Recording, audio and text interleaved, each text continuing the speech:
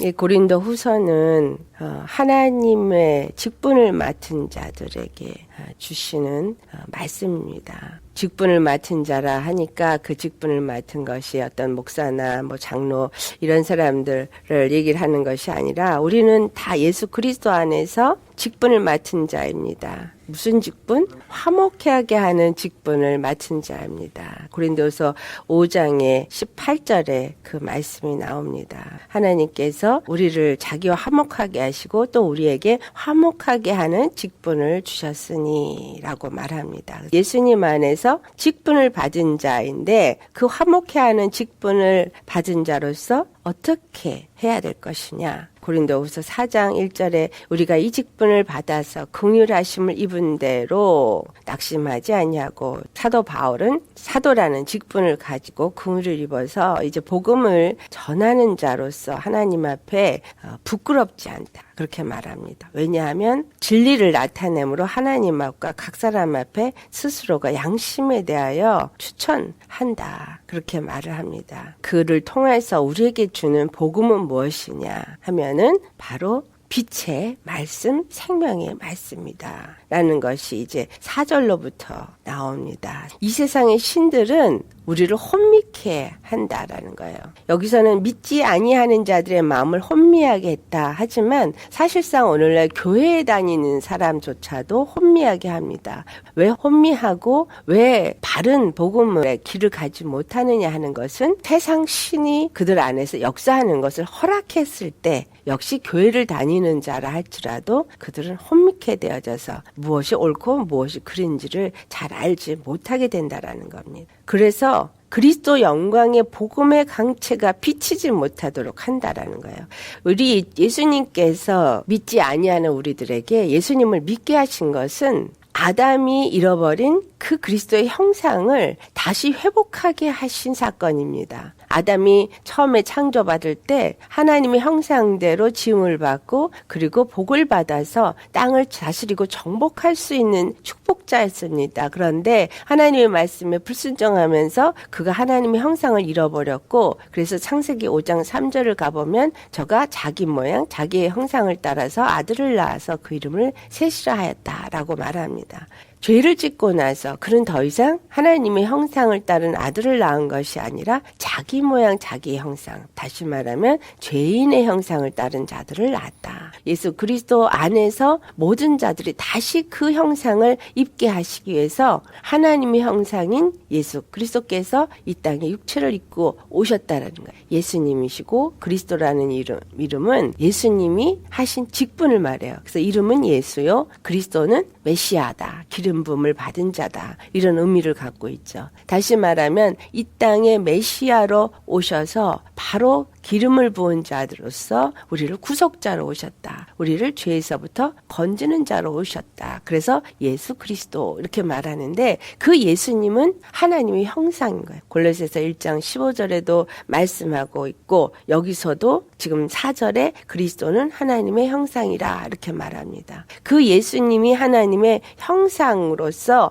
우리에게 오신 것은 우리로 말미암아서 예수님을 믿고 그리고 예수님 안에서 하나가 되어져서 하나님의 그 형상을 우리 삶 가운데서 나타내고자 하십니다라는 거예요. 예수를 믿을 때는 막연하게 믿는 것이 아닙니다. 어떻게 예수님을 믿는 것이 확실한 믿음이냐? 6절에 하신 말씀에 어두운 데에 빛이 비치라 말씀하셨던 하나님께서 예수 그리스도의 얼굴에 있는 하나님의 영광을 아는 빛을 우리 마음에 비추셨느니라. 빛이 있으라, 이 말은 창세기 1장 3절에 나오는 말씀이요. 빛이 있으라 하니 빛이 있었고 빛과 어둠이 나누어졌다. 그런데 요한복음 1장을 가보면 또 빛이 어두운 가운데 왔을 때 저들이 어둠을 사랑하는 거로 빛을 알지 못했다. 이 말은 무슨 말이냐면 세상에 예수님이 빛으로 오셨는데 세상 사람들이 어둠을 사랑함으로, 세상을 사랑함으로 예수님을 영접지 아니했다라는 거예요. 이 빛이 우리 안에 오셨는데 무슨 빛이냐면 예수님의 얼굴에 있는 하나님의 영광의 빛이. 우리 얼굴은 우리의 영광이에요. 하나님의 얼굴이 하나님의 영광이에요. 그러니까 하나님의 영광은 무엇이냐면 당신의 이름이 영광이라고 이렇게 말해요. 그 영광이 예수님의 얼굴에 있는 영광이라. 그러니까 하나님의 영광을 가지고 이 땅에 오셨기 때문에 요한복음 1장 18절에 우리가 그 영광을 보니 하나님의 독생자의 영광이요 은혜와 진리가 충만하더라. 그렇게 말해요. 예수님을 특별 계시라고. 계시 나타내다. 무엇을 나타내냐? 하나님이 누구신가를 나타내. 하나님이 누구신가를 나타내고 하나님의 사랑을 나타내십니다. 그러니까 예수님이 이 땅에 오셨을 때 빌립이 아버지를 보여줄 때 너희가 나를 본 자는 아버지를 본 자. 그러니까 아버지의 영광을 봤는데 그 영광이 무엇이냐? 하나님의 영광은 바로 여호와 그 이름이다. 우리를 구원하시는 이름. 이 예수라는 이름은 자기 백성을 저해제해서 구원하신 이름이다 라는 거예요. 이 말씀을 우리가 많이 알고 있습니다. 그런데 문제는 뭐냐? 이 머리로 알고 있는 거하고 내 심령에서 그걸 누리는 거하고는 다르다라는 거예요. 예수님이 나의 구원이시고 그분이 나의 영광이시고 그러니까 예수님이 십자가에서 죽으시고 부활하셔서 나에게 준 그 이름의 영광은 하나님이 자기 얼굴의 영광을 우리 가운데 주신 거예요. 그러니까 빛으로 우리 안에 임하셔서 우리 안에 빛으로 오시니까 우리 안에 빛이 임하면 어둠은 떠나가야 되는 거예요. 그래서 어둠이 떠나가야 되는데 어둠이 떠나가지 않고 빛이 왔는데도 그 어둠이 여전히 우리 가운데 있으면 빛과 어둠이 공존할 수가 없거든요. 어떤 때는 빛이 비치니까 아는 것 같다가도 그 어둠이 나를 갖다가 덮어버리면 다시 혼미케 되어지고 그런 거죠. 그렇게 될 때 어떻게 되는 거예요? 그 세상신은 4절에 한 말씀입니다. 그리스도의 영광의 복음의 광채를 우리로 하여금 비치지 못하게 한다는 거예요. 우리가 예수 그리스도의 형상을 입는다는 얘기는 우리 안에서 무엇이 나타나는 거예요? 하나님이 나타나는 거예요. 그 빛이 임함으로 우리에게서 그 빛이 나타나고 그 생명이 나타나고 그 빛의 영광이 나타나는 것이 바로 그 하나님의 형상으로 우리가 다시 입게 되어진 것입니다. 우리로 하여금 혼미케 하니까 그리스도의 영광의 그 빛, 그 복음의 광채가 우리로 하여금 비춰지도록 다른 사람들로 하여금 우리를 볼 때 바로 저가 하나님의 사람이구나 라는 것을 알도록 하지 못하게 하는 거다라는 것입니다. 그래서 요한복음 3장 19절에 한 말씀이에요. 정죄는 이것이니 곧 빛이 세상에 왔을 때 사람들이 자기 행위가 악함으로 빛보다 어둠을 더 사랑한다. 빛보다 어둠을 더 사랑한다라는 얘기는 하늘의 영광의 그 생명보다 이 땅 세상의 것을 더 사랑하기 때문에 하나님이 그것을 악하다라고 말한다. 빛 가운데 그들이 나아오지 아니한다. 예수님을 믿는다면 어떤 자가 되어졌냐? 정말 내가 예수님을 믿는다면 이 빛이 내 안에 들어온 자라는 거야. 이 생명을 가진 자라는 거야. 그래서 7절에 말하기를 바로 이 생명을 보배라고 말하는 거야. 이 보배, 보석이라는 거야. 생명의 보석이 질그릇에 가졌다. 여기서 질그릇이라고 표현하는 의미가 무엇이냐? 이는 심히 큰 능력은 하나님께 있고 우리에게 있지 아니함을 알게 하려 함이라. 쟤는 한낱 질그릇과 같다라는 것입니다. 이사야서 45장 9절을 가보면 그 질그릇 얘기가 나와요. 우리는 질그릇 조각 즉 한 조각 같은 자인데 자기를 지으신 이와 더불어서 다툴 수가 없다라는 거예요. 이 질그릇이 토기장이에게 왜 이렇게 만들었느냐, 왜 저렇게 만들었느냐 말할 수 없다라는 거예요. 보잘것없는 한 뒤늦 덩어리, 그것으로 하나님이 빚으신 질그릇이라는 거예요. 질그릇이라는 의미는 깨지기가 쉬운 아주 가치 없는 보잘것없는 자라는 것입니다.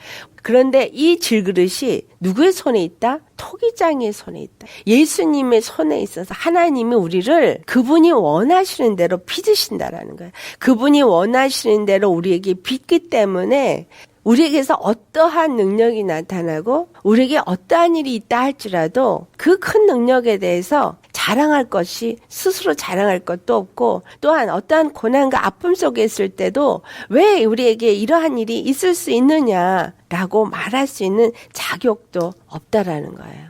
뭐라 그랬어요? 큰 능력이 하나님께 있고 우리에게 있지 아니함을 알게 하려 함이라. 그러니까 이 말은 우리가 온전히 토기장이 되시는 하나님만을 의지하고 그분의 손에 모든 것을 맡긴 자로서 그분 손 안에서 그분이 나를 빚으시는 대로 맡겨진 그러한 믿음의 사람이 되어져야 한다라는 것입니다. 그래서 8절 9절에 나옵니다. 우리가 사방으로 우격삼을 당하여도 예수님 안에서 사도 바울은 죽음을 몇 번씩이나 처하는 자가 되어졌어요. 복음을 전하는 자기 때문에 그가 그렇게 우격삼을 당했고 그런 핍박을 받은 게 안 믿는 자들이 아니라 믿는 자들에게 그렇게 당했다. 그렇다면 내가 온전히 예수 생명을 내가 가진 자요. 그래서 예수 생명 안에서 정말 바른 복음으로 이 세상을 산다면 우리도 또한 그와 같은 일을 당한다라는 사실이죠. 세상에서 당하는 고난보다 실질적으로 같은 믿는 자들이 더 핍박하고 고통을 주는 것이 더 힘들겠죠. 그러니까 하나님은 어떻게 우리를 훈련하세요? 고난 속에도 들어가게 하시고 풀물불에도 들어가게 하시고 계속 우리를 연단하시는 시험 속을 통과케 하시는데 그 시험을 통과할 때마다 하나님은 우리를 버리시는 게 아니라 우리 가운데 빛으로 임하셔서 우리 가운데서 그분의 영광의 빛이 나타나기를 원하신다라는 거예요. 그래서 이 빛이 내 안에 들어오려니까 말씀이 들어와요. 말씀이 하나님의 영과 함께 들어와서 내 안에서 나를 내 생각과 내 마음을 주장하실 때 우격삼을 쌓여도 쌓이지 않는다 그랬어요. 답답한 일을 당하여도 낙심하지 않는다 그랬어요. 내가 핍박을 받아도 버림받지 아니하고 거꾸로 뜸을 당하여도 망하지 아니한다 그랬어요. 그런데 우리 어떻습니까? 예수님을 믿는 자로서 만약에 산중 공격을 받는다, 우격삼을 당한다. 제가 하나님 안에서 정말 가장 힘들었던 때가 언제냐 그러면 신학교 갈 때. 신학교 갈 때는 하나님이 나한테 모든 걸 다 버리고 주님이 인도하시는 길로 가라 그랬어요. 그때는 정말 캄캄했어요. 정말 아무것도 안 보였어요. 왜냐하면 나는 신학교를 가길 원하지 않았어요. 나는 주의종이 되는 걸 원하지 않았으니까. 그런데 하나님이 가라니까 할 수 없이 가긴 가야겠는데 남편의 반대 심했고 사단의 공격 심해. 그 전에 하나님이 미리 말씀을 주셨어요. 이제 너에게서 모든 자들이 등을 돌릴 거다. 네 남편도 네 자녀들도 네 친구들도 아무도 네 편이 돼서 네가 네 고민을 털어놓을 수 있는 자는 아무도 없을 거야. 내가 완전히 너에게서 모든 사람을 등을 돌리게 하고 너는 나만 바라보게 하겠다. 왜 그렇게 하십니까? 라는 질문도 할 수가 없었어요. 하나님이 말씀하시니까 그렇게 하신다니까. 그리고 너는 나만 바라보고 너는 내 손을 붙잡고 나를 따라라. 참 그 말을 받을 때 두렵고 떨리고 하지만 하나님이 그렇게 하신 거니까 내가 뭘 어떻게 하겠어요. 근데 그 말씀대로 그대로 일어나는데 그렇게 화목했던 가정이 완전히 풍지박산이 나는 거예요. 어떻게 이런 일이 있을 수 있나. 그렇잖아요. 하나님이신. 하나님은 화평의 하나님이신. 사랑의 하나님이신데 어떻게 가정이 이렇게 풍지박산이 날 수 있나. 아들과 남편은 완전히 서로 얼굴을 보지 않을 만큼 무슨 원수처럼 되어지고 주님이 사역하던 교회에서도 나오라 그래서 완전히 떠나게 하시고 남편은 남편대로 나한테 핍박을 하기 시작해서 진짜 나는 너한테 일불도 줄 수 없다. 그렇게 강한 정말 처절한 외로움과 고립의 상황으로 집어넣으시더라고요. 그 처절한 외로움과 고립 속에서 사람을 의지했던 내 모든 것들이 한순간에 다 없어져야 되는 거예요. 아무 곳에도 의지할 곳이 없었고 아무하고 만나서 정말 내 아픔과 내 힘든 거를 나눌 수 있는 사람이 없었어요. 그러니까 오로지 정말 예수님만 바라보겠다. 예수님만 바라보고 그 앞에 정말 간구하면서 주님의 인도함을 따라서 순종하려고 할 때 캄캄함 속에 마치 바늘로 이렇게 탁 점 하나 이렇게 콕 찔러서 빛이 들어오는 아주 가는 빛. 그거 하나가 보이는 거예요. 영어로 하는 신학교에 영어도 잘 못하면서 그걸 가야 된다는 것도 정말 눈물 없이는 할 수가 없고 돈도 하나도 없는데 신학교 가라 그러는데 돈은 그러면 어디서 나서 신학교를 갈 것이며 정말 내가 할 수 있는 일은 기도밖에 없어요. 하나님 모든 사람을 등을 돌린다니까 사람은 아예 생각조차도 안 하고 사람에게 어떤 도움을 받을 거는 기대도 안 하고 그러면 하나님이 나한테 하늘로부터 돈을 떨어지게 할 것이냐 어떻게 할 것이냐 오직 기도만 하고 주님만 바라다 나 내에 있는 용감함이랄까 그건 하나는 하나님 앞에 내가 할 말이 있다라는 뭐냐면 이건 내가 원한 게 아니니까 하나님이 나한테 원해서 하나님이 나 시키는 거니까 이건 내가 원하는 게 아니에요. 책임지세요. 책임지셔야 돼. 내가 언제 미국 신학교 간다 그랬어. 언제 내가 주의종 되겠다 그랬어. 하나님이 가라 그랬으니까 영어로 알아듣고 영어로 리포트도 쓰고 뭐 들어가게 하시고 졸업도 하게 하시고 주님이 다 하시라. 학비? 주님, 난 이거 안 주시면 난 안 가겠다. 주님이 하시라고. 근데 정말 바늘 한 찌금 같은 그 빛이 하나님 앞에 내가 한 걸음 한 걸음 순종하면서 그게 점점 구멍이 커지더라는 거예요. 빛이 나에게 점점 더 많이 오면서 하나님의 걸음걸음을 인도하시는 거를 내가 경험하는 거예요. 믿고 순종하니까 하나님이 책임지시더라.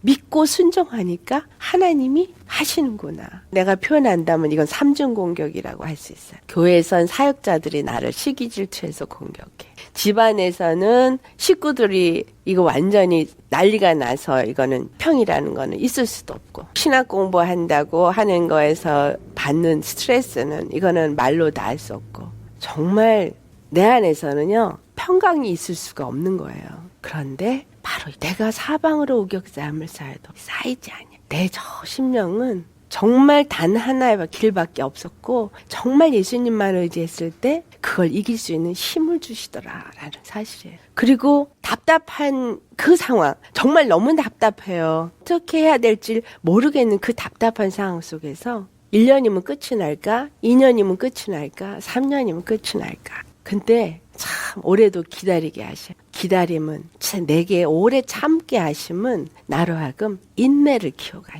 믿음으로 인내를 이루어가면서 하나님 안에서 이 모든 성경에 있는 단어 하나하나들이 이것을 통과할 때 어떠한 마음으로 내가 변해져 가는지를 배워가게 하시는 거예요. 배울 수 있었던 건 하나님만 의지하니까 변하더라. 하나님만 의지하니까 하나님이 다 하시더라. 그러니까 지금 이 사도 바울이 한 이러한 단어들이 100% 공감할 수 있는 자가 되어진 거예요. 만약에 이런 일을 내가 당하지 않았다면 어떻게 이럴 수가 있어? 라고 말할 거예요. 그런데 내가 답답한 일을 당하여도 낙심하지 아니한 믿음은 모든 것을 이길 수 있다라는 것을 배웠어요. 사람들이 나를 핍박하고 시기질투해서 나를 무너뜨리려고 한다 할지라도 하나님은 항상 나를 세우셨지 내가 거꾸로 때림을 당하지 않았었어.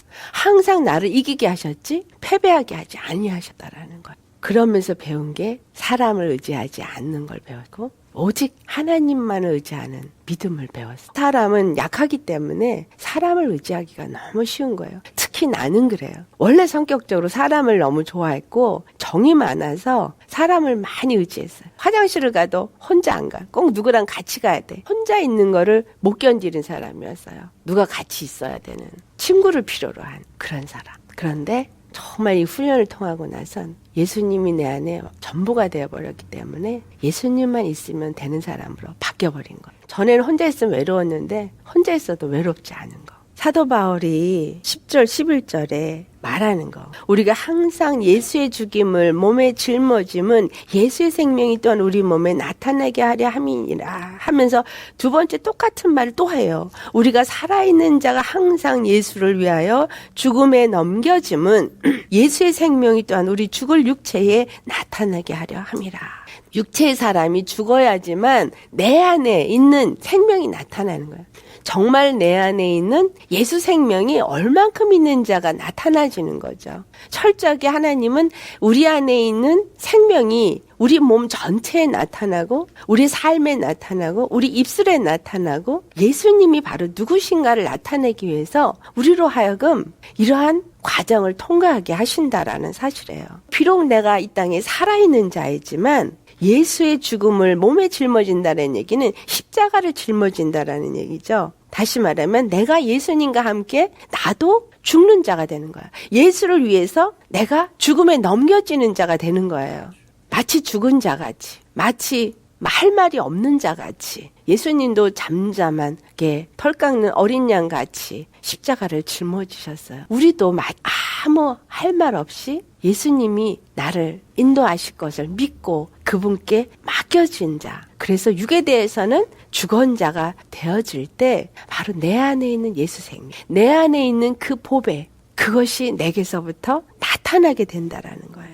12절에 사망은 우리 안에서 역사하고 생명은 너희 안에서 역사한다. 사도 바울이 죽고 날마다 죽기 때문에 예수 안에 생명의 복음이 그 안에서부터 그를 통해서 고린도 교회에게 나타내짐으로 말미암아 그들에게 전파됨으로 말미암아 그들이 정말 하나님의 빛, 하나님의 생명의 빛의 말씀을 온전히 받아서 그들이 그 생명을 받아먹고 그들이 복음 안에 들어와서 그들이 믿는 자가 되어지도록 생명이 그들 안에서 역사하게 되어졌다라는 사실이에요. 사도 바울이 만약에 육에 대해서 죽지 않고 육적인 사람의 생각이나 마음으로 전했다라면 그에게서는 아무런 생명도 나타나지 못했을 것이고 그리고 고린도 교회에 믿는 자들이 나타나지 않았을 것이다라는 것. 복음을 전하는 자로서 화목하게 하는 직분을 받은 자로서 우리가 세상 가운데서 그 일을 하려고 한다면 철저하게 육체의 나는 죽어져 없어져야 한다라는 거예요. 그래서 예수님의 생명의 사람으로 바뀌어져야 한다.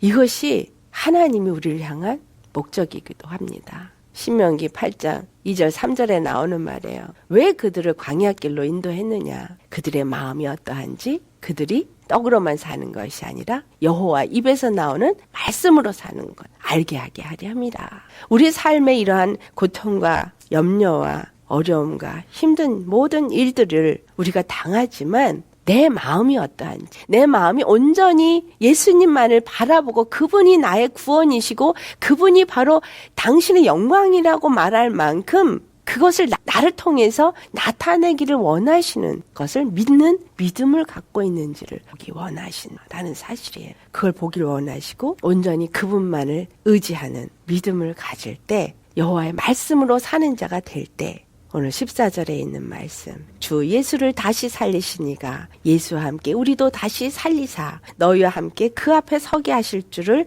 아노라 이렇게 담대하게 말할 수 있는 것입니다. 이 모든 것이 너희를 위함이니 많은 사람의 감사로 말미암아 은혜가 더하여 넘쳐서 하나님께 영광을 돌리게 하려 함이라.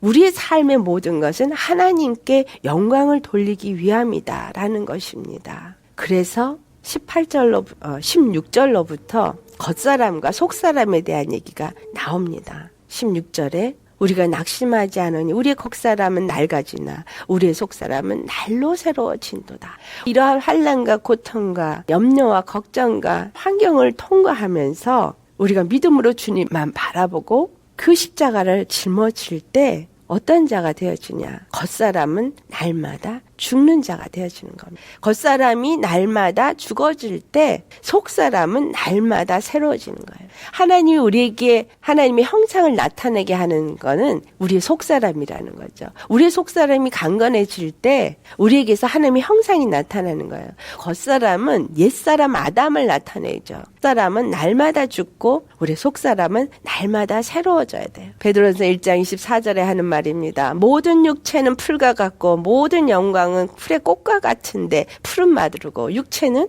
그 꽃은 떨어진다. 육체의 영광은 떨어진다. 제한적이라는 거예요. 언젠간 끝이 난다는 것이죠.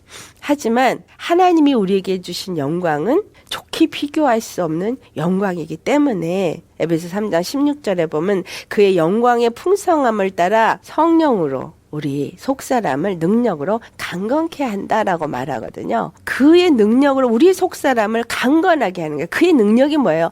그의 말씀이 능력입니다. 말씀이 빛이에요. 말씀이 내 안에 빛으로 임하시고 그것이 능력이 되니까 어둠을 내치고 그리고 그 말씀이 나에게 믿음이라는 것을 줘서 그 말씀으로 이기게 되어질 때 그 능력이 내 속사람을 강건케 변화시키는 거예요. 믿음의 사람이 날마다 더 강건해지는 것입니다. 우리의 속사람이 날로 더 강건해질 때 17절 말씀 잠시 받는 환난에 경한 것을 지극히 크고 영원한 영광에 중한 것을 우리에게 이루게 한다. 이 땅에서 받는 환난은 아주 지극히 경한 것이라는 거예요. 아주 지극히 작은 것이라는 거예요. 그렇지만 우리가 받을 크고 영원한 영광은 아주 크고 영원한 영광이야. 그걸 말하고 있어요.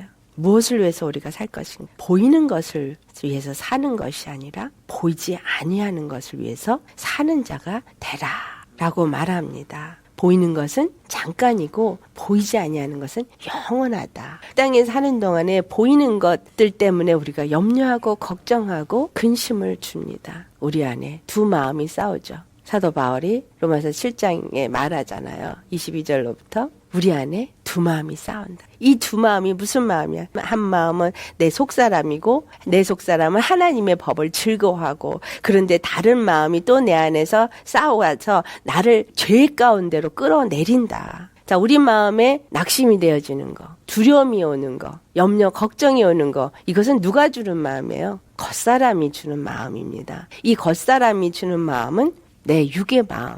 이 육의 마음이 나를 갖다 어디로 끌어가는 거예요? 죄의 법 아래로 끌어간다는 거예요. 죄의 법 아래로 끌어가는 건 사단이 나를 지배하게 한다는 거죠. 하나님의 성령의 법, 하나님의 말씀은 내 안에서 내 속사람을 강건하게 하는 법은 나로 하여금 더 하늘의 것을 바라보고 보이지 아니하는 것을 보고, 그리고 이 육의 것을 버리게 만들어요.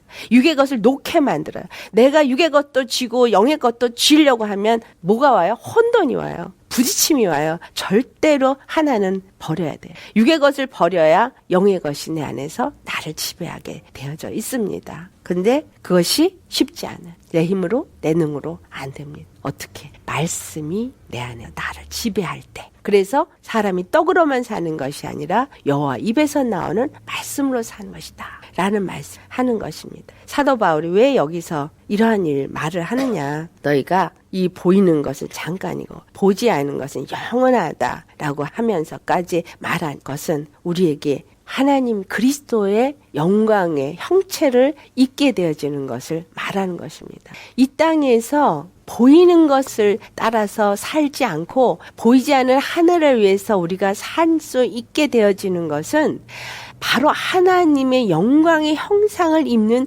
그 영광을 볼 수 있기 때문입니다. 고린도전서 15장에 나오는 말씀이죠. 15장에 45절 예수님이 마지막 아담으로 온 것을 말하고, 그리고는 48절에 가서 흙에 속한 자의 형상을 입은 것 같이 우리가 하늘에 속한 자의 형상을 입게 된다라는 말을 해요.